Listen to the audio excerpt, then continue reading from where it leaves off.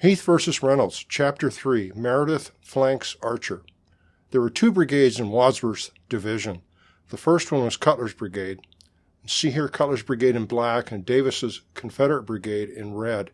Cutler's brigade was used to try to stabilize the center of the line on McPherson Ridge, and they were flanked and routed by Davis's brigade. The second brigade was the Iron Brigade, commanded by Brigadier General Solomon Meredith. Bradley Godfrey, in his book, Brigades of Gettysburg, called them a formidable fighting force and said they were, quote, arguably the finest fighting unit in the Army of the Potomac, unquote. Here's the route it probably followed after leaving Emmetsburg Road. They came at the double quick, hurrying to relieve Buford's cavalry, which was maybe running out of ammunition and certainly running out of time. There was so much hurry in their approach that some of their regiments weren't told and some weren't allowed to stop to load their rifles. See this animation, which shows Meredith's brigade on their way up Emmetsburg Road to McPherson Ridge. Meredith's brigade is highlighted in black. General Reynolds, the 1st Corps commander, was meeting on McPherson Ridge with the division commander Wadsworth. Richard Shue, in his book Morning at Willoughby Run, says Reynolds heard of rebels in Herbst Woods and rode over with 3 staff members, probably a sergeant and 2 captains, to investigate. They saw Archer's brigade, highlighted in red, swarming up through the woods after crossing Willoughby Run, and realized they threatened Cutler's left flank. They rode to the 1st Regiment in the Iron Brigade's column, which is the 2nd Wisconsin, and urged them forward. Archer's Confederates were approaching from the west. Meredith's Union troops were coming from the southeast. It was a race to see who would be first to the crest of the ridge. Whoever it was had the advantage because that was the high ground. Some of Meredith's regiments were able to load on the run, but the 2nd Wisconsin had no time. General Reynolds was there as they crossed the ridge and shouted out, "Forward, men, forward for God's sake, and drive those fellows out of the woods." And then Reynolds was shot in the neck, fell from his horse, and died when he hit the ground right about here. Just about at that same moment, the 2nd Wisconsin crossed the ridgetop and entered Herbst Woods and was blasted with a volley by the Confederate troops ahead of them in the woods. And I pause the animation here. It's about 10:44 a.m. The fence line is probably the ridgetop. First, see 4 regiments in the Confederate Archers Brigade approaching from the west. The 2 regiments on Archer's left were already across Willoughby Run. The one on the end, the 7th Tennessee, is on a ridgetop. The next one to the south, the 14th Tennessee, is at the mouth of a gully that runs from Willoughby Run up northeast toward the top of McPherson Ridge. They both have a clear shot at the 2nd Wisconsin, one firing up the gully, the other firing across from one side to the other.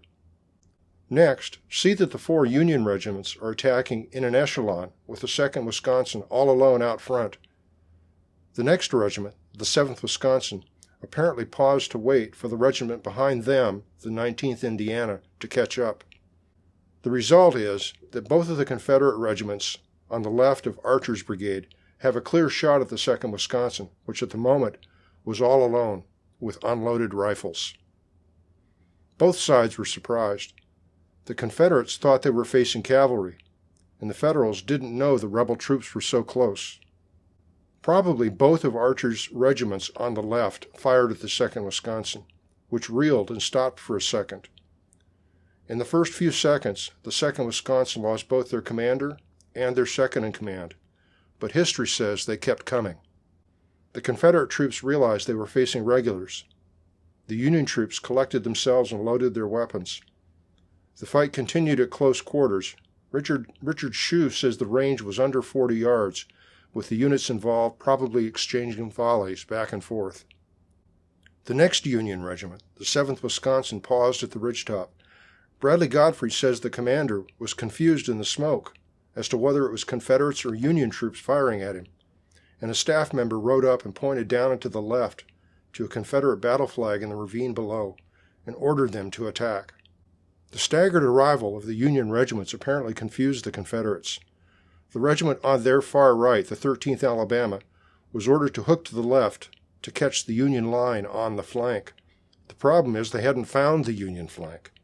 The last Union regiment was still on the back side of the ridge, and as soon as the 13th Alabama turned, The 24th Michigan came over the ridge and was in their rear.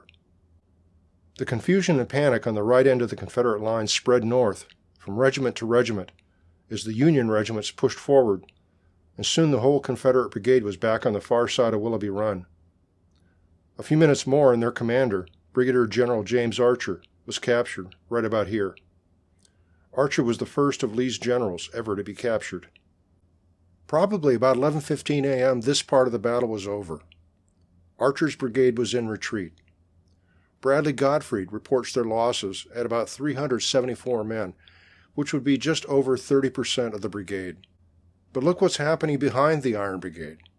The Iron Brigade's reserve regiment, 6th Wisconsin, plus 2 regiments from Cutler's brigade, have gotten the attention of Davis's Confederate brigade, who were chasing the rest of Cutler's brigade to the east. What's next? See Chapter 4.